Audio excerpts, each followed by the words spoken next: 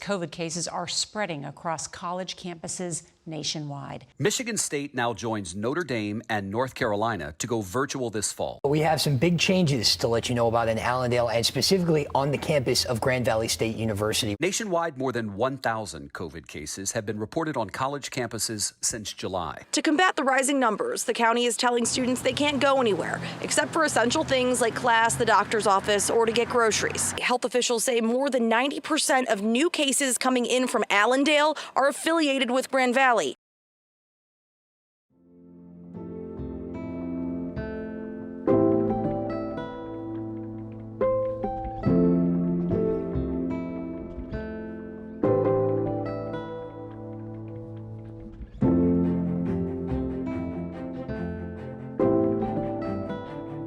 Having the spike in cases that we had,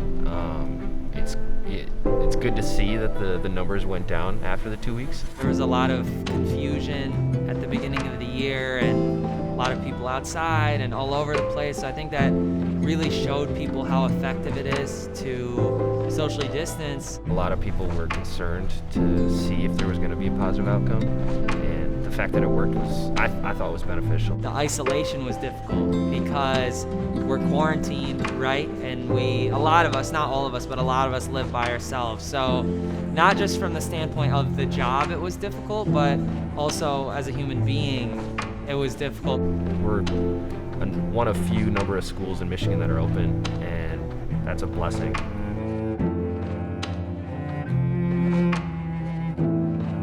Before the staying-in-place order was set, we were having some difficulty getting some contacts from Grand Valley State University students wanting to talk about who they were in close proximity to or who may have been exposed to the virus. So I'm on the dance team at Grand Valley and we practice twice a week. So I was impacted because they allowed the varsity sports to continue to practice, but the club sports, which is what dance team was under, had to stop practicing. You're stuck in your room, so it's all right, what do you do with your time?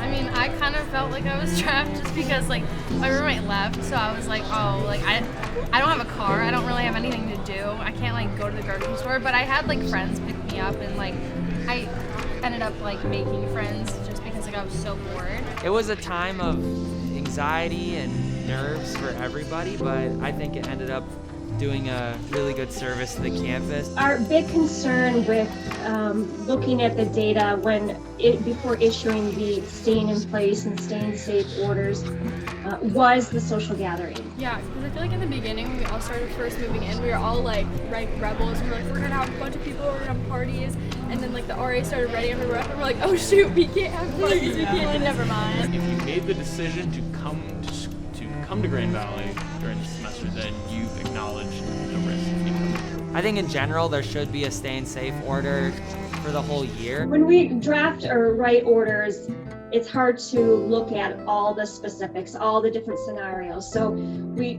craft them with the overall message on what we can do with the best preventive measures, and each of us taking responsibility to keep one another safe. I think because a lot of the things are being enforced to where especially RRAs are super on top of things, and then I think a lot of people are paranoid of it, and at the same time we've all kind of accepted the fact that we're not going to get the parties, we're not going to get the things that we want to. We're a team getting through this in the community.